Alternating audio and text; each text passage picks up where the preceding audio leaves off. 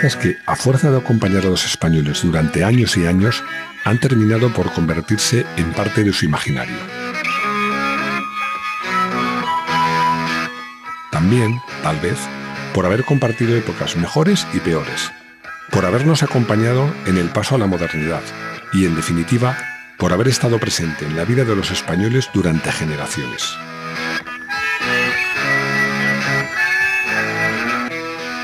...68 años después de su nacimiento, en 2018, SEAT volvió a ser líder de ventas en España. Batió todos los récords.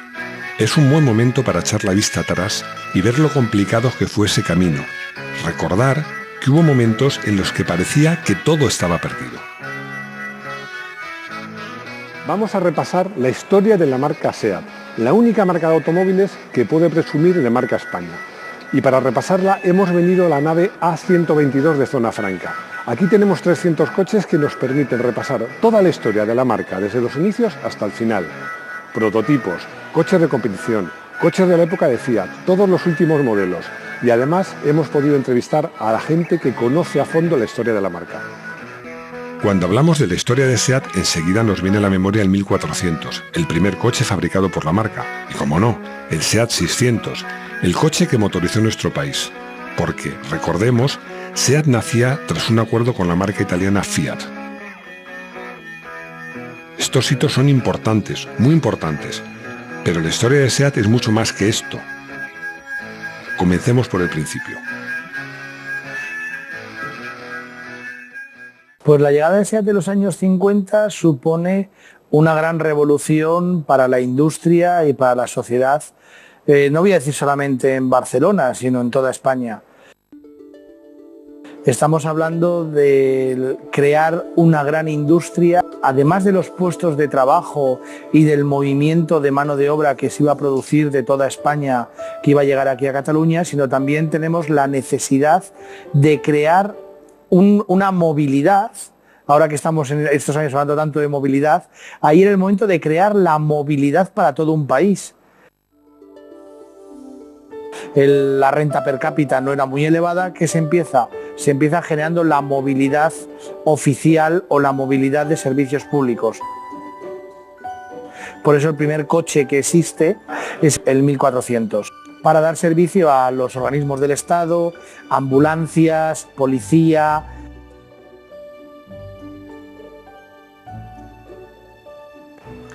En 1957 es cuando ya se empieza la producción del 600, que realmente es lo que permite tener la movilidad al pueblo en general, a la incipiente clase media que podía haber en ese momento, que ya España estaba empezando, no en el desarrollismo, pero sí empezaba un poquito a salir del pozo.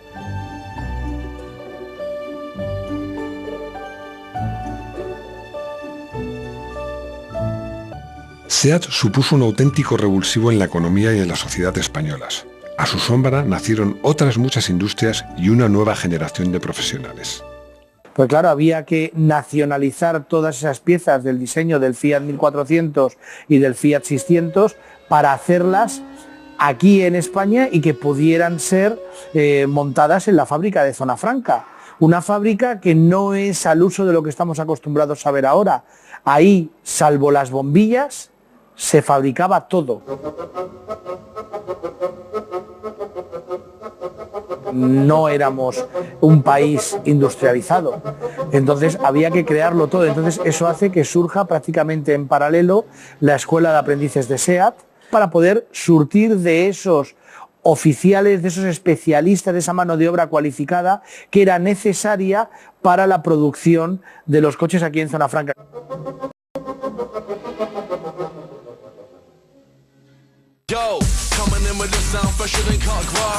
La historia de SEAT no se entiende sin el deporte. Su día a día está jalonado de éxitos deportivos. Casi desde el principio SEAT estuvo involucrada en la competición con los mejores pilotos del momento.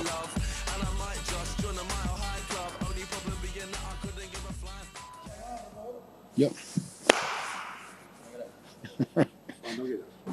Bueno, mi relación con SEAT empezó pues de pequeño. Me acuerdo que mis padres se compraron 600, que dormía en la calle, y de un 600 a los 2 años que salió otro 600, tuvimos 3 y después tuvimos un 1430 y después un 131, o sea, toda la historia, digamos, de pequeño ha sido con SEAT.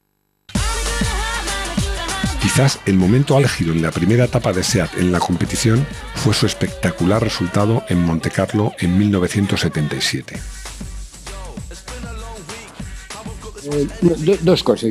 Una, que nadie contaba con nosotros, todo el mundo contaba pues con los franceses, italianos, etcétera. Y nosotros estábamos por allá y bueno, el resultado fue bueno. Yo creo que en San Remo la primera prueba me parece que quedamos delante de los Escort. Yo creo que es un rally que gana el de velocidad, entonces en su momento el que escogía mejor el neumático para cada tramo. Todo el mundo puntero se encontró que todo el mundo montaba ruedas más rápidas y se encontró con una nevada impresionante. Yo me acuerdo pues de salir un tramo y empezar a pasar a los Lancia, a los Fiat Spider. Si resumiendo un poco, creo que acertamos en los neumáticos.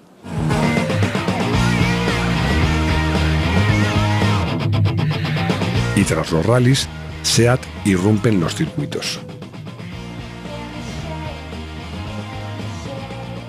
Se montó un pequeño departamento en el que continuó 2 o 3 años para hacer circuitos con un pequeño equipo y entonces con el 124 azul con el techo a cuadros y amarillo, muy bonito, y después un 131 con un equipo muy pequeño. Y aquí disfruté muchísimo porque se hacían las cosas bien hechas, se iba a probar, se comprobaba. Entonces con este coche disfruté mucho. Otra de las apuestas de SEAT desde el principio fue el diseño. Tanto es así que, aun en la órbita de Fiat, SEAT lanza en 1200 Sport, un coche de diseño 100% español. Y claro, en aquella época todavía no había los centros de diseño establecidos dentro de las marcas. Volkswagen, Renault, Peugeot, Mercedes-Benz, todas las marcas contrataban a los centros de estilo que se llamaban, contrataban los diseños. Yo me acuerdo que en mis primeros años de SEAT una vez visité el centro de Lluyaro y era muy divertido porque era un pasillo en el que iba viendo puertas y dentro de la puerta había un logo. Estaba el proyecto de esa marca directamente, ¿no? El primer coche que en toda su historia diseña de pies a cabeza SEAT, resulta que es un coche deportivo y con un diseño absolutamente rompedor. El SEAT Sport 1200, el más conocido como Bocanegra. Y bueno, pues en el diseño, en la época inicial veíamos cómo diseños exclusivos de SEAT eran realmente mucho más atractivos que sus equivalentes en Fiat. Hablamos del diseño del 1430 frente a su equivalente que era el 124 especial.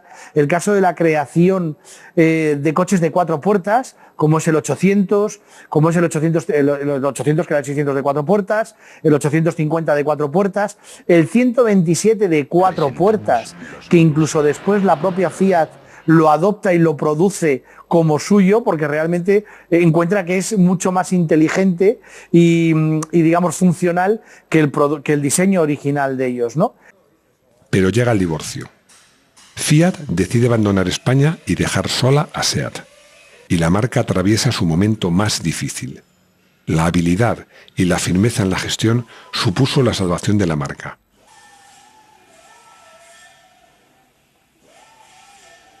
Después de 20 años de gloria, la verdad es que SEAT no había sabido adaptarse al cambio que exigían los mercados, los tiempos y las costumbres. Llegan las reconversiones industriales, la reducción de los mercados por las crisis de los años 70 y ahí la compañía pues sufre muchísimo. Fiat tenía una crisis muy superior a la de SEAT y ellos querían, pero no podían. Y esa salvación está representada por un modelo cuya denominación sigue aún vigente: el SEAT Ibiza. Cuando hablamos de la transición importante del cambio de socio tecnológico para SEAT, nos encontramos con que había que sustituir un coche ya muy veterano, lanzado en 1972, y estamos hablando de que estamos en los años 80. Fiat nos dijo: de ninguna manera, ya hemos roto con vosotros, no podréis tener derecho a ningún dibujo más del 127. Tiene que desarrollarlo con lo que tiene en sus estanterías. ¿Qué es lo que hay? Pues lo único que tenemos es la única plataforma moderna que en ese momento disponía el centro técnico de SEAT, que había empezado hace 5 años a trabajar, era la plataforma del ritmo Ronda. Elegimos que el nuevo Ibiza tendría la misma planchada inferior que el modelo de superior categoría. Por eso el Ibiza en su día se decía que era un coche más grande, pero eso le daba por su otro lado una gran habitabilidad.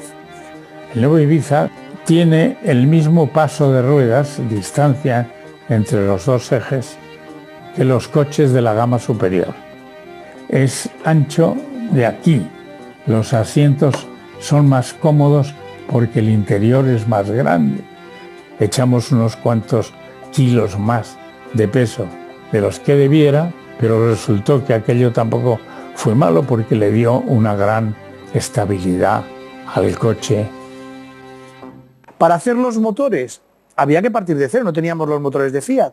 Fuimos todavía más ambiciosos que con Giugiaro y decidimos ir al mejor.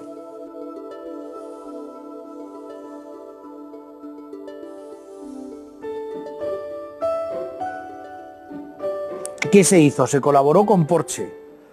Porsche le caía simpática España por lo que fuera. Que Porsche pues ajustó el desarrollo de los motores con una condición que hoy día nos haría gracia. Era que las máquinas de mecanizado de los motores encajaran perfectamente en las que teníamos anteriormente con los motores Fiat. ¿Cómo dicen ustedes? Sí, quiero decir que si la distancia entre cilindros en los coches Fiat actual es una, la suya tiene que ser muy parecida con los límites de variación que le permite el ajuste de la herramienta. Por eso había una cilindrada de 1200 que era similar a la que tenía el 124 y una cilindrada de 1500 que era similar al siempre típico motor 1430 que ha tenido SEAT en su historia. Y una última cosa, ¿ustedes tolerarían que pusiéramos en el motor, en la parte de arriba de la tapa de balancines, System Porsche?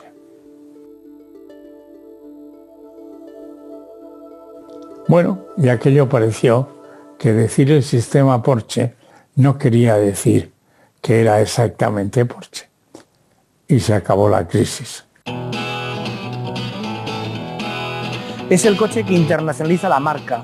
Es decir, el Ibiza, nosotros a nivel local, a nivel nacional en España, lo vemos como, vale, un coche más de SEAT, pero realmente con el Ibiza SEAT nace en los mercados internacionales. Es realmente el coche por el que se empieza a conocer en mercados como el alemán, el británico, el francés, etc. Por fin, SEAT llega a un acuerdo con Volkswagen. Volkswagen tenía entonces un presidente singular llamado Tony Schmucke. De Hannover a Wolfsburg teníamos la cena con Schmucke. Cada vez le entusiasmamos más en lo que podía hacer para ser el número de Europa. ¿Qué es lo primero que aporta el grupo Volkswagen a SEAT? Entra una tecnología muy superior a la que teníamos hasta ese momento en SEAT. Sí teníamos una joya, que eran los motores System Porsche, pero lo que era el resto a nivel de plataformas, arquitectura de suspensiones, bastidores, calidad de fabricación, estaba muy por debajo de lo que nos podía ofrecer el grupo. Con la llegada del nuevo socio alemán se obra el milagro. SEAT se convierte en una marca puntera que compite de tú a tú con las más importantes y asentadas en el mercado. Cuando miras la historia, piensas en la época primera, pero hoy por hoy, aquellos años, en el total de la historia de SEAT, son menos que los que le llevamos formando parte del grupo Volkswagen. Y evidentemente ahí se produce una gran catarsis y un gran salto. Tenemos el primer SEAT Toledo, que es el primer coche diseñado por SEAT ya dentro del grupo Volkswagen. Yo me acuerdo que el comentario era, aquello era flipante, ¿no? O sea, de lo que era un Toledo a lo que anteriormente podía haber en un concesionario de SEAT. Pero SEAT, dentro del grupo Volkswagen, no renuncia a su personalidad, más bien todo lo contrario. Dos de las bases de SEAT siguen presentes, deportividad y diseño. Comienza una etapa deportiva llena de éxitos que arranca con la idea de asaltar el Ride París-Dakar y acaba con la conquista del primer campeonato del mundo FIA conseguido con un vehículo diésel.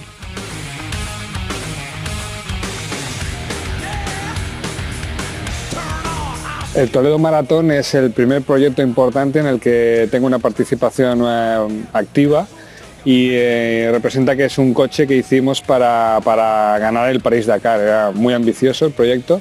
El coche tenía una tecnología muy importante ya. Aquí es donde empezamos a utilizar galgas extensiométricas para medir las deformaciones del chasis y así poder calcular muy bien cómo hacer el chasis, ¿no?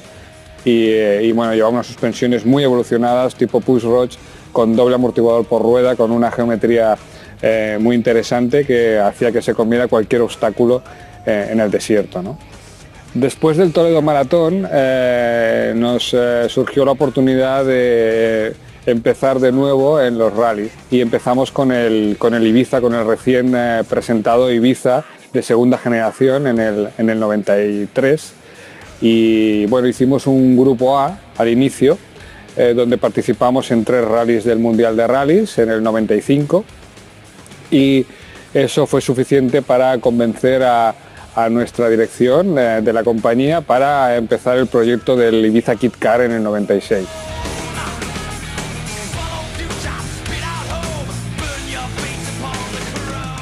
Al inicio fue muy duro porque el Ibiza Kit Car no teníamos asegurado, digamos, la estrategia para su continuación.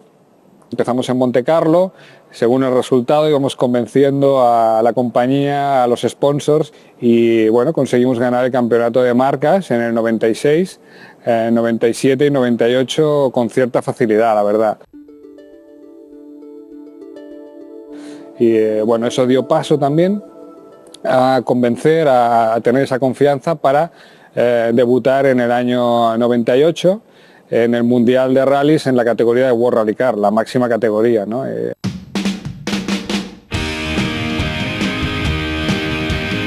Para mí eso es como un sueño, ¿no? Realmente un auténtico fan de los rallies, poder estar metido en ese proyecto pues fue francamente emocionante. Al final de la etapa de los World Rally Car, de los Córdoba World Rally Car, pues se hace un cambio de estrategia dentro de la compañía y se abandona un poco el terreno de los rallies para entrar en los turismos.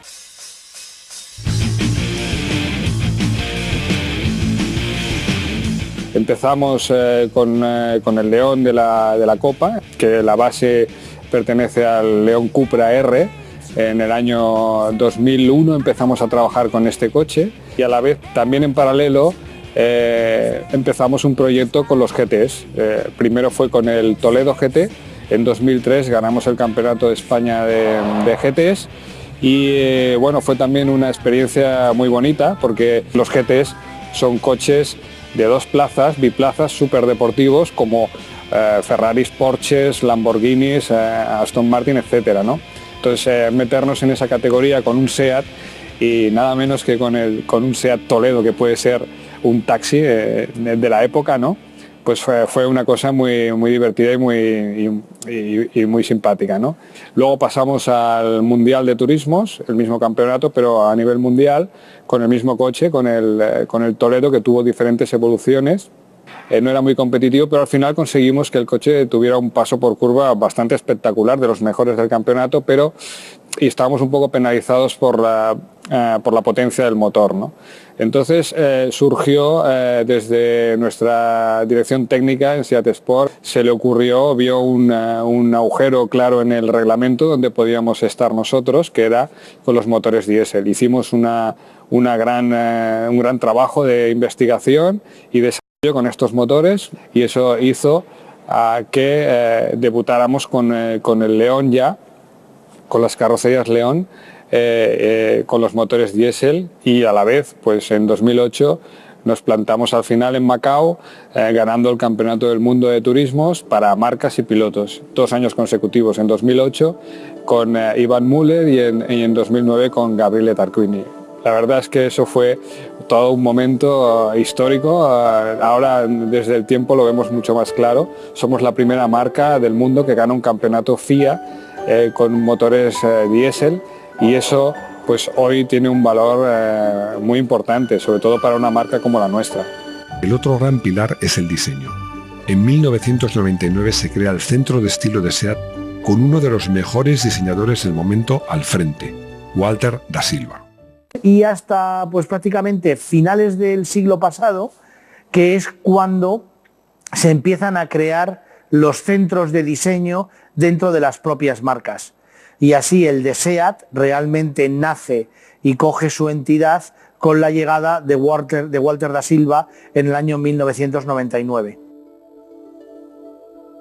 Tenemos ahí nuestra, digamos así, nuestra primera mayoría de edad, porque creamos diseño. Había una similitud, había coches más o menos que tenían una línea, pero con Walter crea lo que es el primer lenguaje de diseño de SEAT. Hablamos del frontal, del salsa emoción, y lo que él llamaba la línea dinámica, que era la primera vez que se le daba un carácter, digamos, importante al lateral del vehículo.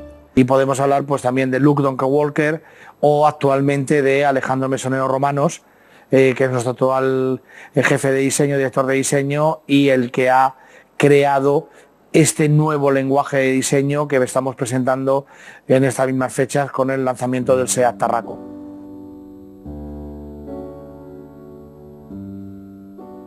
SEAT llega a su mayoría de edad. Sigue creando diseño y en 2010 nace el departamento de SEAT Coches Históricos.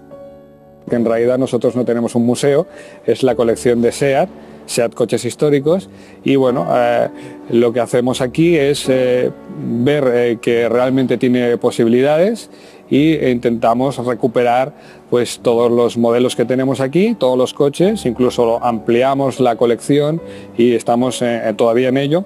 Estamos intentando pues conseguir tener una buena representación de la colección completa de la historia de SEAT en sus modelos. 2018 fue un año espectacular para SEAT, lleno de récords de producción y de ventas. SEAT se siente con tanta fuerza como para embarcarse en una nueva aventura. Cupra es algo maravilloso. O sea, es una demostración de pasión por el automóvil, de cuando ganamos allá en el año 96 el primer campeonato del mundo de la Copa FIA 2 litros de rallies con nuestro Ibiza Kit Car, aquellos Ibizas amarillos. Los pintamos amarillos para que se vieran bien en la televisión y cuando salían las fotos en los rallies, porque lógicamente si no, con todas las pegatinas así se identifica cuál era el SEAT, con ese color tan llamativo. Bueno, pues de esos Ibizas nace, de la unión de Cap y de Racing, nace la palabra Cupra. Y lo ponemos en un Ibiza de la segunda generación, modelo conmemorativo. A partir de ahí, un éxito comercial de esta versión, y se plantea pues el seguir manteniendo esta versión dentro de la gama SEAT como la máxima expresión de deportividad de nuestra marca. Ahí hemos tenido coches que han batido récords de potencia en sus diferentes segmentos.